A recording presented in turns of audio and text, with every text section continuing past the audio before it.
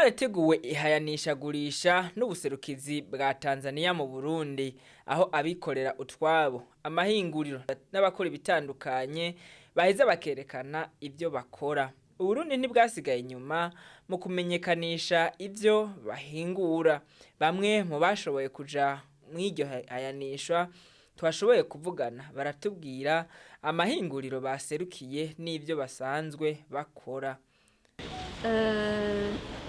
Turi muri foire ya independance ya Tanzaniya, naserukiye ikigo cyitwa Ngagara Grain Milling, ni ihinguriro ry'ifu farine y'umukate, ego ikaba iri muri AZANIA Group. AZANIA Group irafise yandi mahinguriro menshi. No munsi tukaba twashimye no kuzana n'irindi ry'isabuni. Donc twafatanije ihinguriro ryacu ry'ubufu tufatanya n'irindi ry'isabuni. Ewe nitwa Josias Bigirimana, nkaba njejwe igisata c'ubudandaji hamwe no kumenyekanisha ibidandazwa mwishira hamwe Safibu risanzwe rihingura amaji y'ubwoko butandukanye hamwe n'amafu y'ubuyi. Rero kuba ndi muri no hayanishwa gurisha naje nsorokira iyo societe Safibu. Muri Safibu turahingura amaji akozwe mu mabungo, ayo nayo hariho amwe bita siro canke concentré umuntu hanyuma arenze kuvanga n'amazi arizo zizi mubona. Tukaba dufise nizo banywa umuntu atarenze kuvanga n'amazi kuko ziba zisanzwe ziteguye. Jewe ndi umwe muri koperative Atelier École, Amis des jeunes et des prisonniers. Twebwe ngaha twaje mu ihayanisha tugomba kwerekana ibyo abajene bakora n'ibyo abaprisonniers bakora. Barakora ibintu bitandukanye, kuvyo tubigishije ntibaca bigubiza mu materiye, baca babitwara kugira turabe nyine dushobora kubidandaza. Turabigisha ibintu bitandukanye, turabigisha amashati, ngene bakora amashati, tukabigisha ngene bakora amakanzu, tukabigisha ngene bakora amasakoshi atandukanye, arayo mu bitenge, arayo mu masimetwire, byose turabibigisha.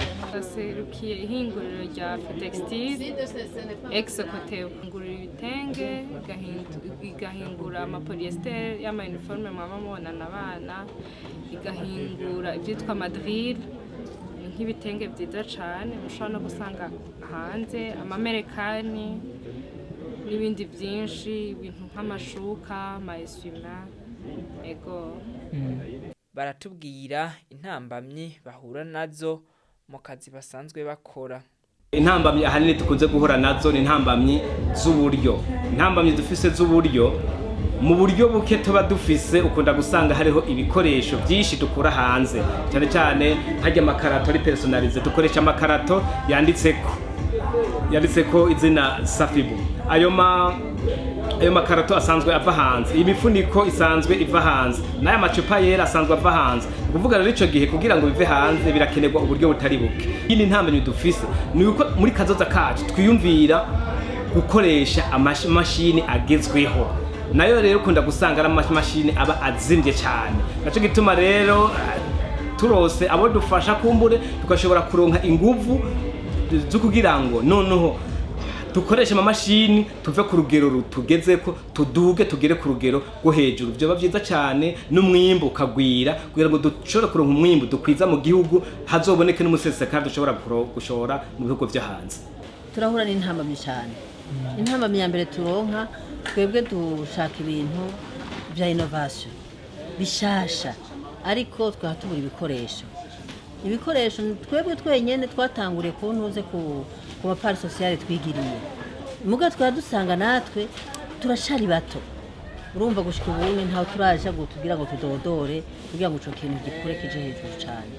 Intambamyi ya mbere nuko ibikoresho mugabo ubunye ko tugira amahirwe tukaba tushobora kuba turahura n'ibindi bihugu, tuje nko muri foire dushaka kugira ngo duhana ama contact n'abandi bantu bakora nk'ivyo twe natwe dukora kugira ngo natwe duhaguruke tuje wabo cyo kenda wisanga. Ego.